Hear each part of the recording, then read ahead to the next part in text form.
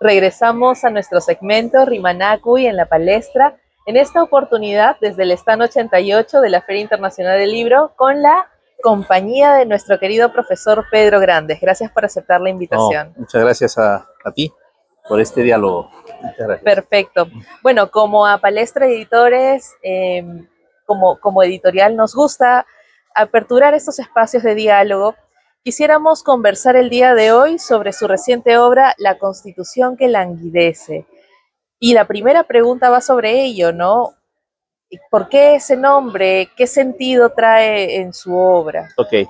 Bueno, no es tan reciente, como sabemos, el Ajá. libro se publicó hacia finales del año 2025 y sí es verdad que recoge trabajos que se han ido publicando algunos y otros que son más bien inéditos para el volumen. Y el contexto es el contexto de la crisis institucional que vive nuestro país. Desde hace, pues, más o menos, si tuviéramos que ponerle fechas, seguramente es el año 2016, ¿no?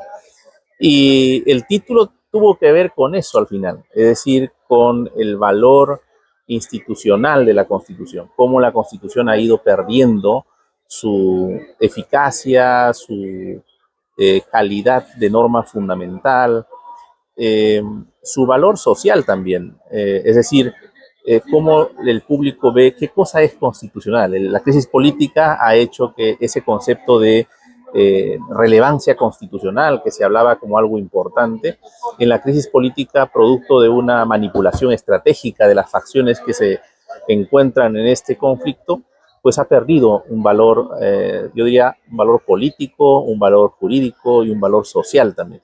Entonces, cuando tuve que rotular al conjunto de trabajos que se recogían aquí, pensé que era un buen rótulo, después de descartar muchos, ¿no? La constitución que languidece, es decir, como una constitución que la resucitamos, por cierto, en la transición, no hay que olvidarlo, en la transición democrática había un consenso político para ir a un nuevo proceso constituyente, ¿no? Todas las fuerzas políticas parecían alineadas en la necesidad de que contemos con una nueva constitución. Pero luego distintas circunstancias han hecho que la Constitución del año 93 empiece a cobrar vida en un momento de transición y de entusiasmo de la vida democrática del país. Y ese proceso de constitucionalización de la vida democrática ha tenido un punto de inflexión. No hay una fecha precisa, pero probablemente es luego del triunfo de Kuczynski en el año 2016, en que hay una confrontación y todas las crisis que hemos venido viviendo, la caída de 6 presidentes en 5 años, eso no es casual, ¿no? Entonces el trabajo, si bien es cierto, no se centra solamente en ese aspecto, yo redacté una introducción más o menos amplia, refiriéndome a ese concepto, introduciendo el concepto que no es una invención mía, por cierto, de desconstitucionalización hemos venido hablando en distintos momentos de la historia del constitucionalismo contemporáneo. Pero me pareció una manera de describir lo que estamos viendo, desconstitucionalización y constitución que languidece va como en par, ¿no? Sí, entiendo que es como que algo que dejó perder el sentido, ¿no? Y en las aulas, a nosotros como estudiantes de Derecho, se nos enseñan tantas perspectivas de cómo debemos tomar la Constitución, ¿no? Una teoría institucionalista, una teoría naturalista, tal vez totalitarista, ¿no? Pensar que la Constitución es una y esta no debe cambiar y cuando lo hace pierde total sentido, ¿no? Y a veces me pongo a pensar, ¿no? ¿Qué propósito tendrían los profesores tal vez en las aulas? Claro, que por educación tenemos que aprenderlas todas, ¿no? Pero yo quería preguntarle, tras todo esto que también ha mencionado de crisis política, crisis constitucional en nuestro país, en especial creo que ha tomado mucha atención internacional, ¿cómo usted ve como un pronóstico o un diagnóstico nacional qué nos espera en tiempos constitucionales aquí y cómo podría explicar qué conceptos debemos traer vivos de perspectivas de la Constitución? Sí, el concepto de constitución es un concepto efectivamente de manual, ¿no? En la universidad estudiamos los distintos conceptos de constitución. En los últimos tiempos, el par conceptual que se ha manejado ha sido constituciones procedimentales versus constituciones sustantivas o materiales, por ejemplo, ¿no? Lo que está claro, a mí me parece, como punto de partida, es lo que los constitucionalistas denominan la Constitución como pacto social, ¿no? O sea, la Constitución tiene un valor primero social y luego jurídico. Social en el sentido de que la Constitución es un instrumento para canalizar el conflicto social, ¿no? Y esto hace de que la Constitución sea realmente un instrumento que represente o que permita que la gente se represente, se sienta representada en esa construcción, digamos, de pacto, de artículos que están ahí, ¿no? Esta es la primera función, yo diría, si lo vemos en una perspectiva funcionalista, ¿para qué sirve la Constitución? Es que sirva como un pacto donde las distintas posturas ideológicas, políticas, aspiracionales, sociales, incluso yo diría económicas, se vean ahí representadas en esa Constitución. Y creo que ese es el primer problema de la Constitución del 93. La Constitución más ha sido una suerte de cláusulas para atraer la inversión extranjera, fundamentalmente, ¿no? Entonces no se ha construido como un espacio para la convergencia de distintas posturas, ¿no?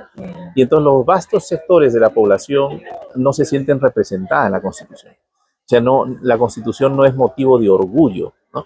Tal vez es motivo de símbolo solamente de la facción que la redactó, ¿no? Es decir, es un instrumento reivindicativo de una fuerza política, en este caso el fujimorismo.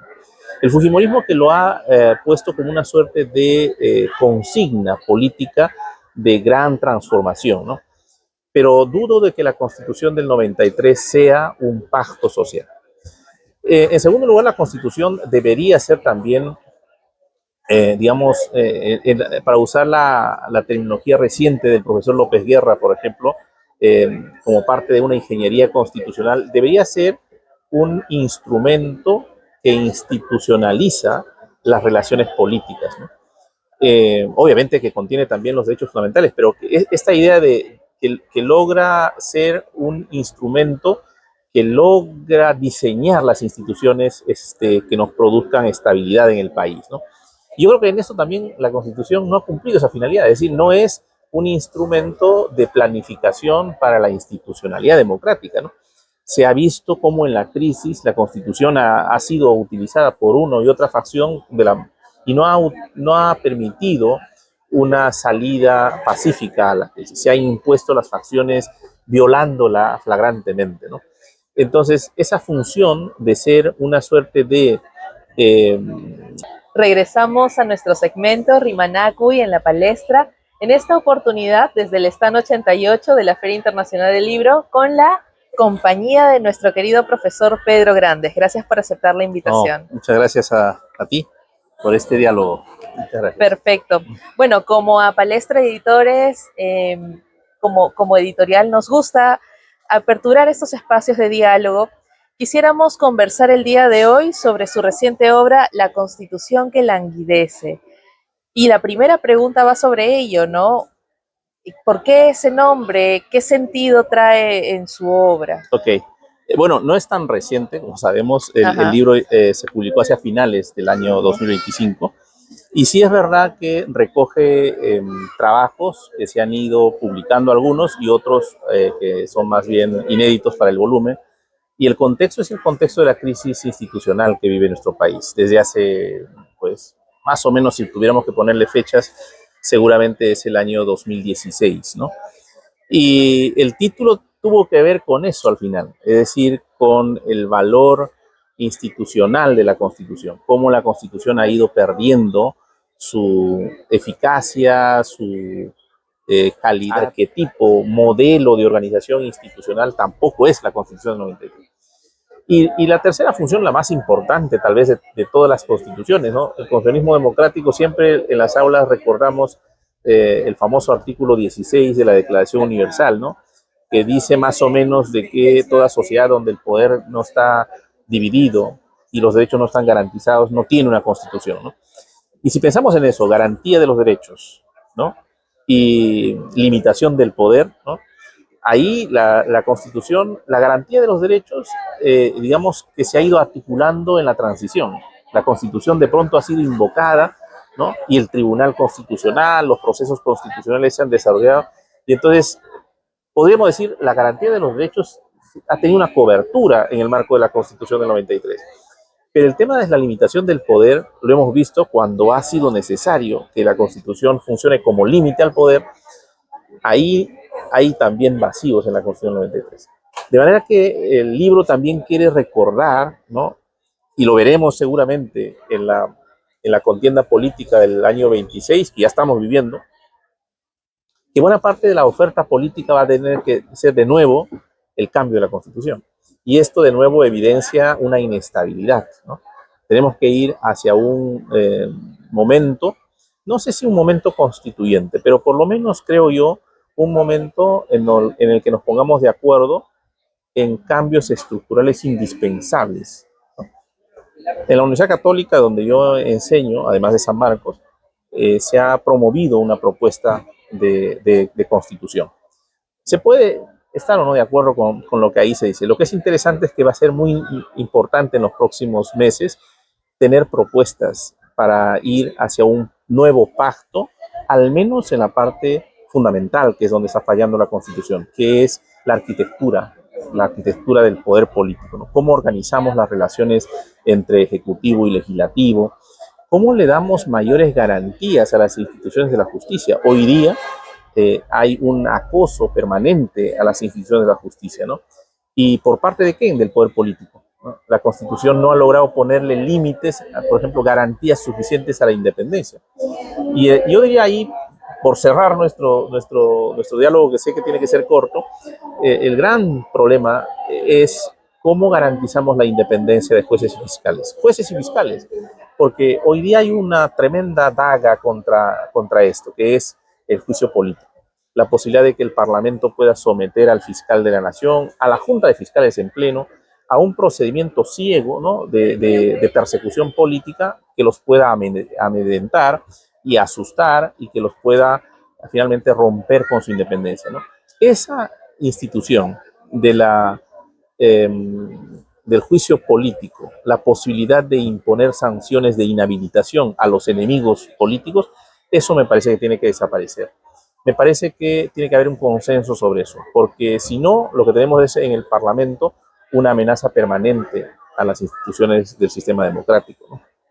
Ciertamente, me quedo con el concepto de que precisamente las constituciones existen para malos gobernantes o para malos gestores del poder, ¿no? Y es necesario, como usted menciona, poder garantizar esta seguridad jurídica que lamentablemente no hemos estado viviendo estos últimos años. De alguna forma vemos esa seguridad al ver que el país continúa avanzando y sobreviviendo, pero es bastante interesante todos estos temas que desarrolla en el libro. ¿Usted considera, en pocas palabras, este acuerdo que merece existir, tal vez con este cambio generacional que está habiendo, eh, cómo poder alcanzar el consenso frente al disgusto público, político, masivo que pueda existir tanto a la política, ¿no? A una no tan buena política, y también rechazo hacia lo jurídico, porque a veces una persona de a pie no sabe la diferencia entre ambas y simplemente las rechaza, no está a gusto con ningún tipo de gobernante. Entonces, ¿qué solución podríamos encontrar o qué escribió Sí. sobre ello en el libro? Bueno, el libro recoge, como le decía, una variedad de temas, ¿no? De las discusiones de los últimos tiempos, ¿no? Aquí hay, por ejemplo, también la discusión sobre el poder constituyente, ¿no? Es un concepto añejo, antiguo, ¿no?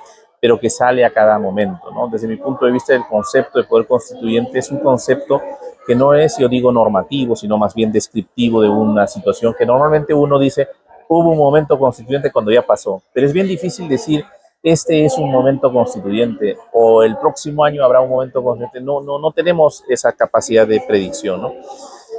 La pregunta me parece muy interesante de cómo construir o reconstruir la confianza en las instituciones del derecho y de la política, ¿no?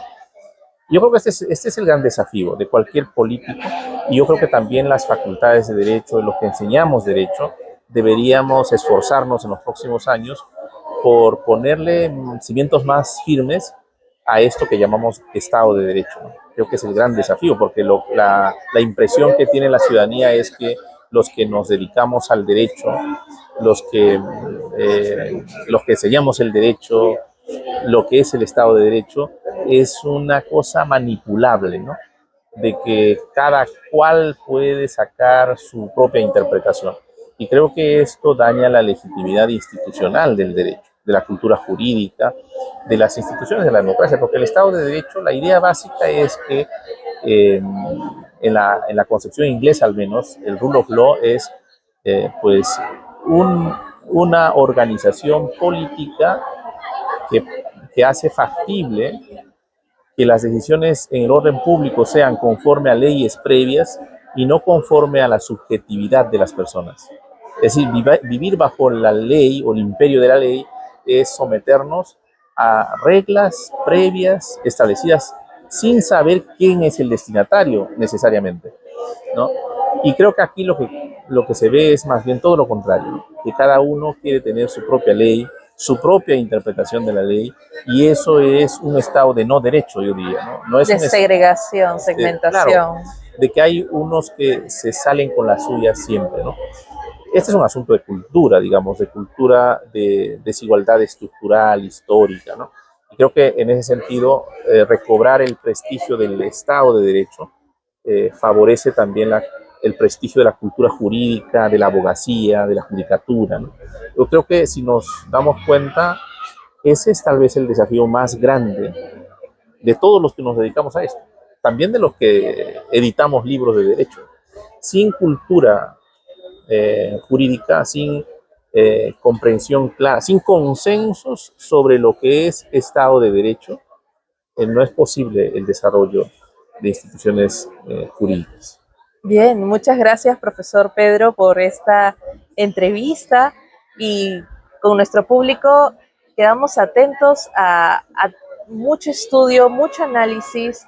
Es supremamente importante la educación jurídica y por sobre todo poder luchar, ¿no?, con esta recuperación de confianza. Definitivamente una obra altamente recomendable y les invitamos a poder adquirirlo en palestraeditores.com. Nos vemos en una próxima oportunidad. Gracias.